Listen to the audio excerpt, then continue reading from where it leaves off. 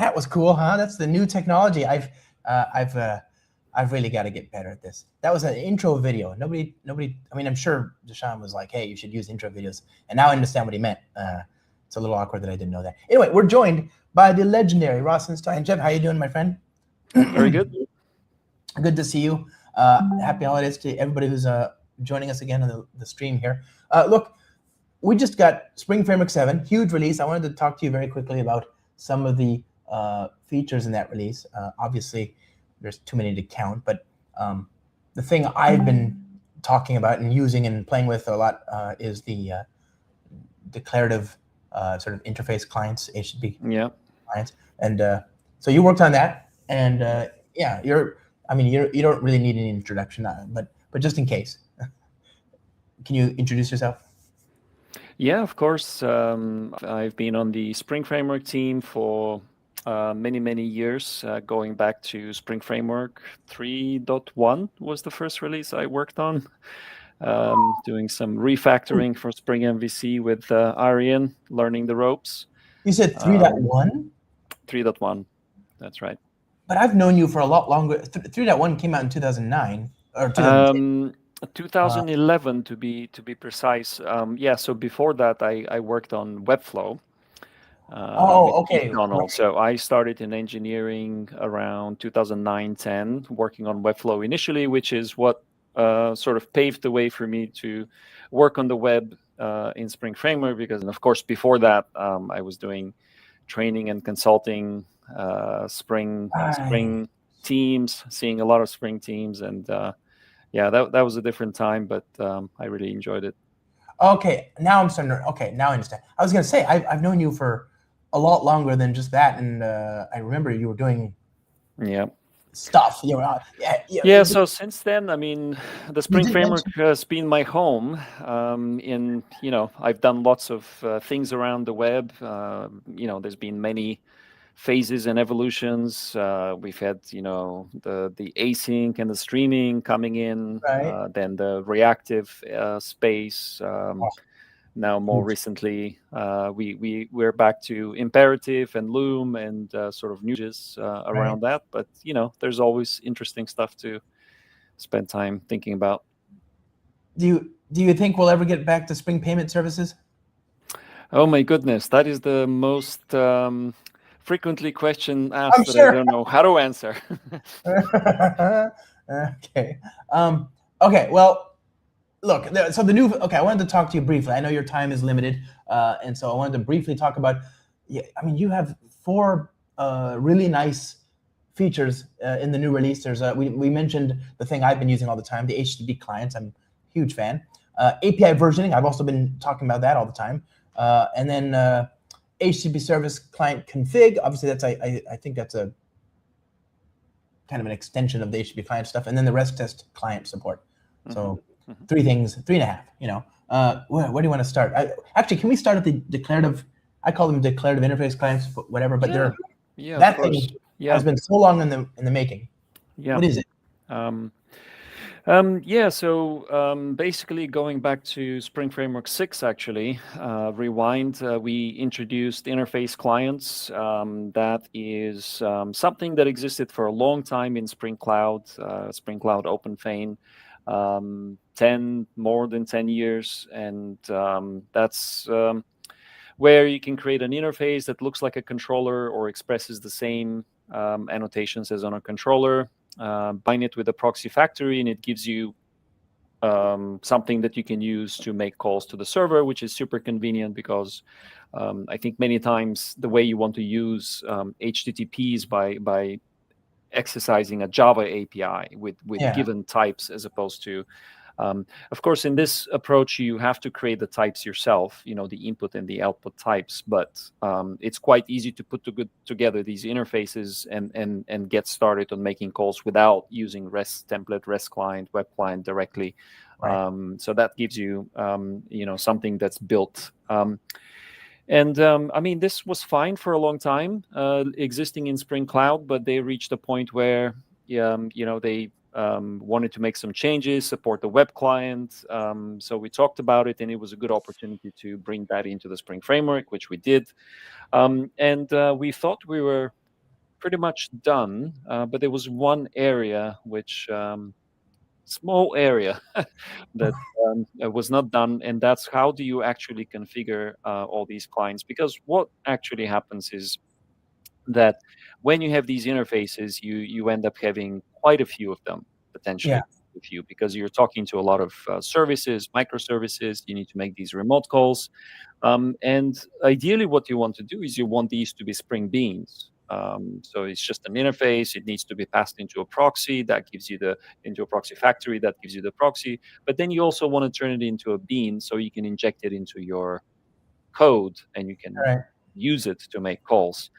And yeah, so that was an issue that hadn't been solved, and we started looking into that, and of course, the what you want is for that bean to be generated transparently, right? You just want to say, here's a bunch of interfaces.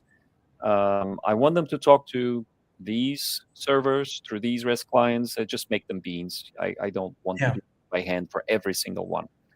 Right. So you're talking about the developer ergonomics, sort of like the Spring Data repositories. You just define the interface, Yeah. and with a minimal of fuss, they can And be turned into a. actually, there are multiple problems hiding in this Oh yeah. simple requirement. Multiple problems hiding. Simple. The first one is how do you actually create all those beans? Because usually with beans, you lay them out in your configuration, but here we have a dynamic set of beans. We need to point to a bunch of interfaces and turn those into beans. Yeah. So that's one particular challenge. So the original approach of Spring Cloud OpenFane was the Fane client annotation, which you would know. You put that on the interface. But we looked at that roughly a year ago is when we started, and the first thought was that putting a lot of attributes on that annotation means that it's not quite as centralized as it could be, right? Because a bunch of these interfaces could be sharing the same client underneath. So ideally, you want to declare these interfaces and then have a client associated with them. Otherwise, with an annotation on the interface, it basically sets up a situation where you've got one interface, one client, next interface, same another client. There's no way to actually group them at that point, because to group them, you really have to start by saying these interfaces are all talking to the same host. They're all going to use the same client. So let's make them a client and then associate it with those interfaces, and now we can make the beans from that. Nice. So we looked into that. So we said, okay, if it's not the Fane client annotation, then how is it actually going to work? And the next thought was, well, we can make a programmatic registry as the basis, and then we can add annotation support on top of that. So we started going down that road, but we realized that there's actually a chicken and an egg problem, because in order to create those beans, actually the Spring application context needs to know about them pretty early in the life cycle, because when it's doing analyzing cycle dependencies, it needs to know what are all the beans that I need to use in order to work out how they depend on each other. So if in order to create one of these beans, interface proxy beans, we have to actually initialize a REST client and do the whole thing, that is going to pull in a lot of dependencies too early in the life cycle, causing loops. Yeah. We realized we needed to do something different. So we went through multiple phases and finally came up with a sort of import-like declaration, like something similar to an import annotation. So you say @import HTTP services, and then you can do a component scan to find them. You can declare them explicitly on the annotation, and then once you have those groups, there's a way to actually then initialize the clients for them, and out of that you basically get all these interfaces as beans that you can inject, and it works quite nicely. Nice. Would just from a purely back, could we have implemented that on top of the bean registrar stuff, since it is a 7.0 feature? That is a very, very good question, because that came around the same time, and we actually looked into that. The catch there is that is an even more basic mechanism, so it doesn't actually get annotation metadata. remember, what we have is the @import HTTP services, which tells you where to go scan, and you actually want access to that metadata, those attributes, so you Right. know where to find these services.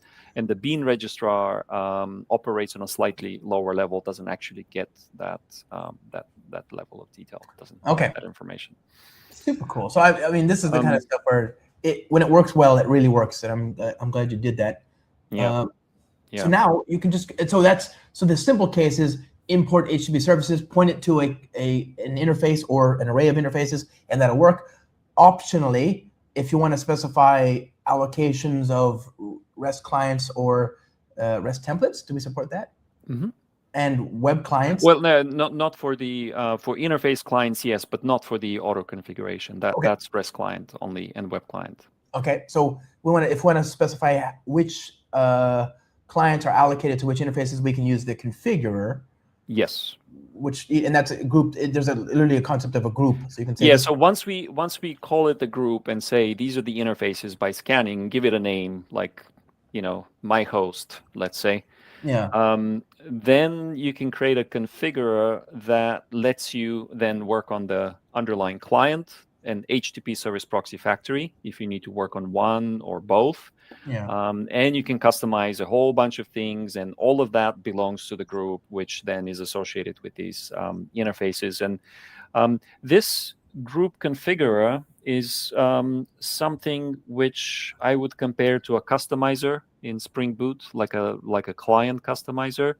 Yeah. But it's in Spring Framework, and it's associated with this, and it is something that Spring Cloud can plug into. It is something that Spring Boot can plug into. Spring Security plugs into it. So all of these are not just can, but they actually do in these latest releases, which now becomes a powerful sort of initialization mechanism, because Boot brings in the properties, right? So previously, until now, you could say Spring HTTP client and then provide properties and actually configure the underlying HTTP client. Now you can do that for multiple clients, one for each group, and you have these properties. So this is something very new and I think quite powerful. Spring Cloud comes along, does the same thing, but for cloud-related configuration. So load balancing, client-side load balancing, yes, resolution. and you can go group by group, configure this in your properties. Right. And then, in addition to these properties, you can actually write your own configurer, and then further help to initialize the client. And the Spring Security does that, and the reason it does that is because it looks at a client registration ID annotation on the annotated interface, right? And that plugs in OAuth support right out of the box. And what I love about Spring is it's just a loose constellation of well-designed components. So Spring Security's interceptor simply sets an attribute, which then gets sent to the configured interceptor on the and during as part of the request, it takes your identity, finds your identity, and then inserts the necessary credentials. I do want to mention something actually here that comes up as a question often, because if you think about, for example, the fact that sometimes these interfaces are not hand coded, right? You would use Open API, for example, and generate the interfaces. So that's one thing that we had in mind with the external import that finds your interfaces. But often people wonder, if I'm using Open API, that actually gives me fully working functional client code. So do I need all of this stuff, and what do I actually need it for? And I do want to point out that, yes, Open API will give you a lot of those capabilities and will actually generate the types, the input and the output types, which is, quite appealing. However, once you can have Open API generate those interfaces. Right. But then from there, you can actually rely on the proxies that we create instead of the code that Open API generates in order to run the clients, because of this initialization mechanism, which is actually gives you a lot of powerful ways to initialize the underlying client infrastructure, right? Things going on here. There's the input and output types. There is the declaring of the services as beans, and then there's the initialization of the client infrastructure. You can use Open API, but then we can help alongside that by discovering these generated interfaces with their types, input and output types, and we can help to turn them into beans. That's the one major benefit. And then the second benefit is you have really powerful ways to initialize the clients underneath, which is actually many times I've heard from people say that is actually the hard problem. It's less. Sometimes people don't even mind creating those beans, however they do, but the client infrastructure is something that's becomes difficult to manage when you have to manage that many targets and SSL, security. There's all kinds of aspects that the OAuth dance. I mean, all this is fun. So that's a huge deal. And by the way, all that works in GraalVM as well, and it's reactive as well, and perfect. There's also two other features, really big. API versioning. I've been doing demos on this. This is kind of like Stripe style API versioning, and it's. I mean, I've seen. It's not a new idea, right? Use a header or use a parameter. Use something from the client to route to the right version of the endpoint. Why did we add it now? What was the motivation? What was the last straw? Yeah, it's interesting. Actually, the thing that actually kicked it off was an issue in the issue tracker that was relatively minimal. It wasn't like super extensive and justifying why we should do it. Right. It was just a very simple declaration along the lines of, hey, it sort of works, even points to an article that shows how to do it with Spring MVC, but I'm not satisfied. Doesn't go far enough. Right. So we looked at that, and the first thought is, well, this is a slightly difficult topic because there's so many opinions. Some people even say you shouldn't do it. There's so many ways to do it. There's no standard to do it. Is this really something that you could look at that and say that's a reason not to do it, right? Not to get involved and it's easy enough, just do it. But then it's also a reason to try and step in and provide some basic foundations and help to do to make the right thing easy. Right. So looking at it from that point of view, we didn't want to take opinions because actually there's many different applications and not all of them have the same needs. Some of them have a lot less of a need for API versioning. Others, you can sustain without change much longer, and you should.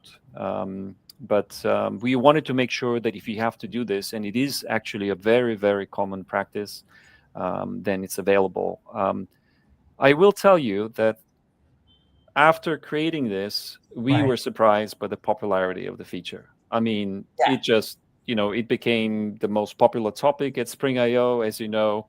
And that is something that just showed the level of interest that was there, where we thought we were fulfilling something that was relatively easy to do, but in practice there was actually plenty of things to do, both on the client and the server side, and very happy that we decided to do it. Me too. Hugely beneficial thing. And we have, we on the Spring team, we try to, I think we do a very good job of saying, hey, this is where you should go, as opposed to where people are, and so, we have really good efforts around hypermedia. We have really good efforts around, we are contract first. We've always been that way. We don't want people to have incompatible APIs. We want them to think about their contract and all that. But at some point, the world is not. Remember, there are nuances. I mean, if you look from a very high level, you could say it's just a matter of a few mechanisms, a strategy. But actually, when you start to take a closer look, you realize that depending on which strategy you pick, there are different specific things about. Well, I'll give you an example. If you use the version is built into the path, and because every endpoint has a path, it's not something that can be optional. You can't say you either have a version or don't have a version. You have to decide on that, and then it's present in your path. So it's a pretty wide across the whole site. If you look at header or parameter version, that doesn't have to be explicitly present in every endpoint, right? You could mark some, let's say, one endpoint and say, this is actually a newer version, and here's another endpoint with the previous version, but everything else is the same. So that sort of sets up a different way of thinking about how do you express the version Right. on the endpoint, so you don't have to go put the version on every single endpoint. Then you have a new version, you have to go change it everywhere. Whereas when you do that with path, that's actually very naturally in the path variable, so you don't have to do that all over the place. So yeah, getting into that level of detail, getting a little bit of an opinion on directions, like what makes good practice and not. I think that side is also something that's appreciated Huge. by users. And it has again, one of the nice things about Spring is that there's layers, right? So this has a knock-on effect for Spring Cloud and Gateway, right? We can reuse that similar infrastructure for API versioning, sensitive routing. Yep. That's Yep. cool. Okay, a last one here before I have to let you go. Well, the REST test client, like, huge. I don't know why I've been waiting for this for, like, I didn't know I wanted this, like, so bad until it arrived. I'm like, oh, that's so good. What is that? Yeah. So in a nutshell, the REST test client is a facility that uses REST client internally, but it gives it a different shell. So up to the point of making the request, it looks just like the REST client, and it's actually calling the REST client all the way through underneath.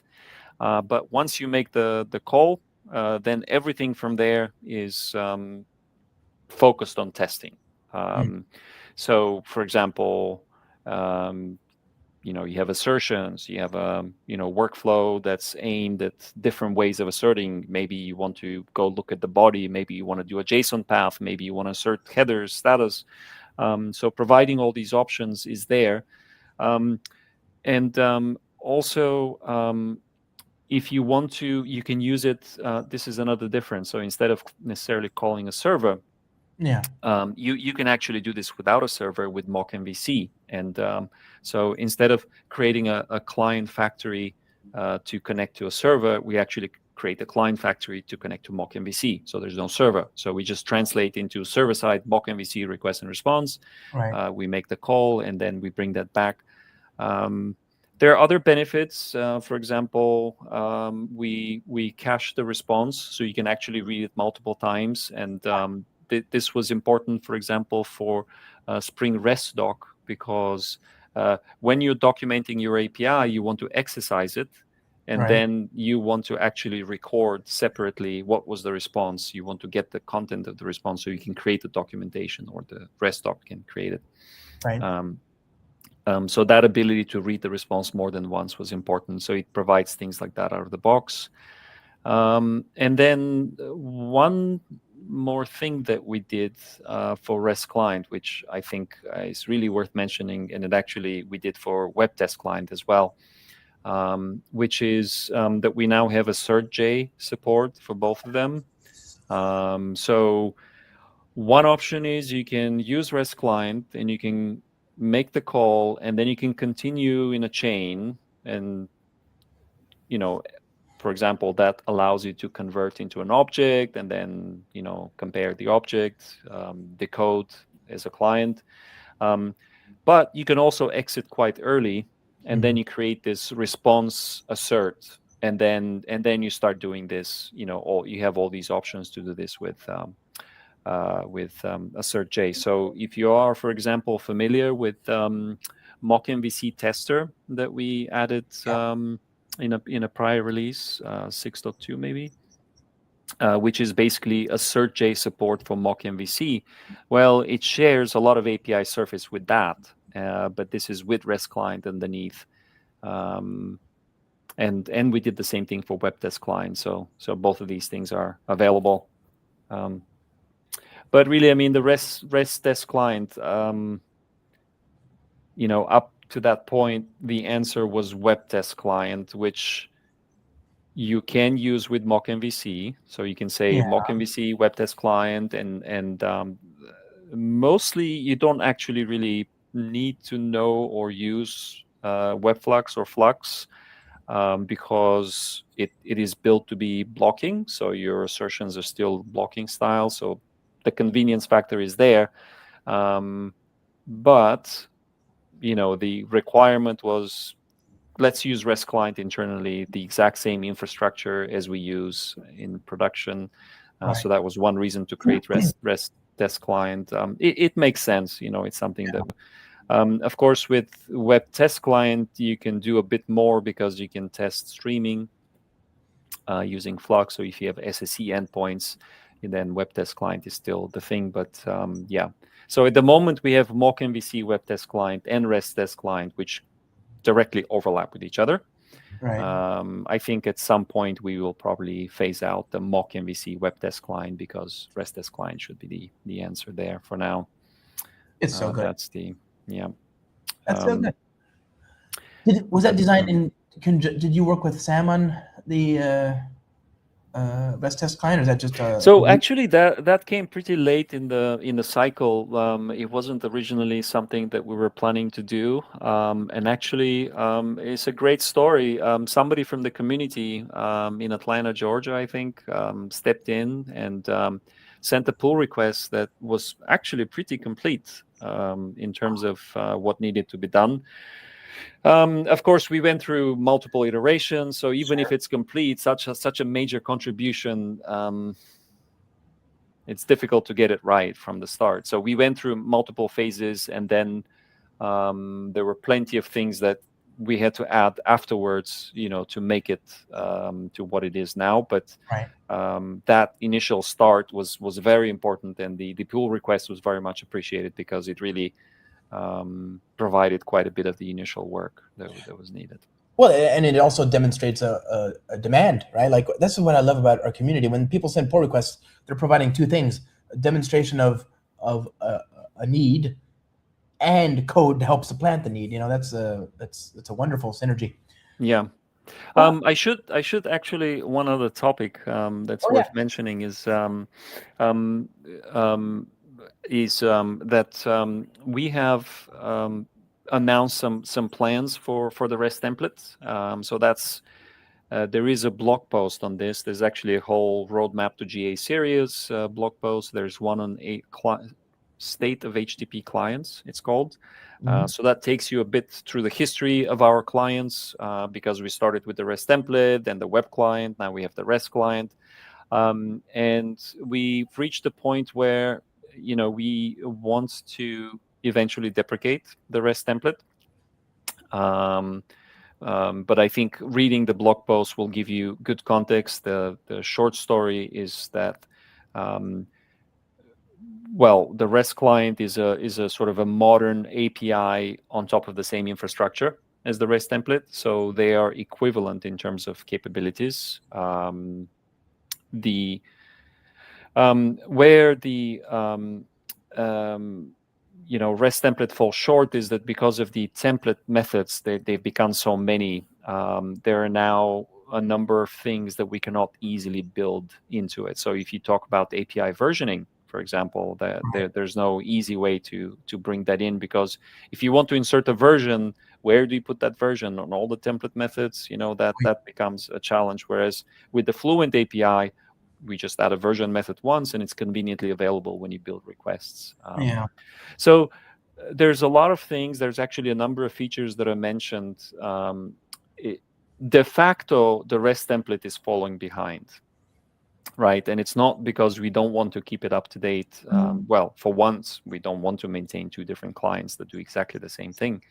But at the same time, we realize that the REST template has been around for a very long time, and it works, and it's not something that we're in a rush to phase out immediately. So the plan, as we've announced it, is that we're making it known that we want to deprecate it. We will officially deprecate it in 7.1, and then it's going to be removed. It's going to be marked for removal. But the actual removal will come after that, probably Spring Framework 8, which is a date to be determined. That's not yet known. Well, I owe Rodrigo Graciano an apology. I was sure we would never deprecate the REST template, but here we are. either way, makes sense. I get it. I use the REST anyway, the REST template. I've got a fair bit of code using the REST template, but it's pretty natural to migrate that stuff, and I'll just do that. That'll be fine. Yeah, I mean, over time, eventually, as much as we're attached to certain parts of the code, or that they're in use, eventually we have to sort of encourage move forward. And as I said, I mean, over time, it just falls behind. Now we're getting into new topics, and this is actually an interesting one to mention as well, because it's a bit forward-looking. So Loom is great, right? So that gives us, and structured concurrency will give us a way to deal with concurrency. But there is one piece which is something that I've gotten accustomed to, but it's actually missing in all this new stuff, which is the ability to stream with Loom and structured concurrency. There Right. isn't. So if you look, for example, at the JDK HTTP client, that is using the Java util concurrent flow, Right. essentially the reactive streams contract, the publisher subscriber. So we're talking about what is the equivalent of that in a Loom world. Yeah. What is Still the equivalent contract? And clearly there are some preferences. For example, pool style API is supposed to push more like iterator and less like publisher pushing into a subscriber. right. But to combine all of this with Loom and structured concurrency to make sure the propagation of signals, if you have an active producer filling a blocking queue and then a consumer reading from it, like a channel in Kotlin or Flow, how do you propagate signals? So all of this is infrastructure. I mean, if you look at REST template, streaming was always basically you can get an input stream or output stream, and then if you really need to do streaming, the answer was always, you get those and you do what you need to do. We didn't have like a built-in SSE converter or anything like that, right? Then came reactive and streams and RX Java and all those patterns and web client. It made it easy and natural to do streaming. Yeah. So you get a flux and you operate on the flux, and that gives you lots of capabilities. So I think in those interim, however many years, it became the norm that if you had to do streaming, there was a good way to do streaming, and there was something equivalent to the Kotlin flow, right? Now the REST client replaces the REST template, and we're picking up from where REST template left off in terms of streaming. So we're down on the level of input stream and output stream. But actually with AI and MCP, there's a very strong need for facilities for streaming. And we don't provide anything out of the box for SSE. And if we did, well, we could do something. But how well aligned is it going to be with what's going to come from the JDK? So this is an area that we're looking into. And I think it's important to acknowledge that the expectations these days are, I need to be able to do what I know I can do with Flux. How do I do that in a Loom world with structured concurrency? So that is yet to come, but we're trying to make inroads in that direction so that we can use something while eventually it comes from the JDK, but that's going to be, in the future. Awesome, and I can't wait for that. Rossen, thank you for this amazing release and all the work you've done. Thanks for answering my my many questions, and thanks everybody for joining us today. Hope you learned something. I certainly did. Thanks, Josh. Thanks. Bye-bye, everybody.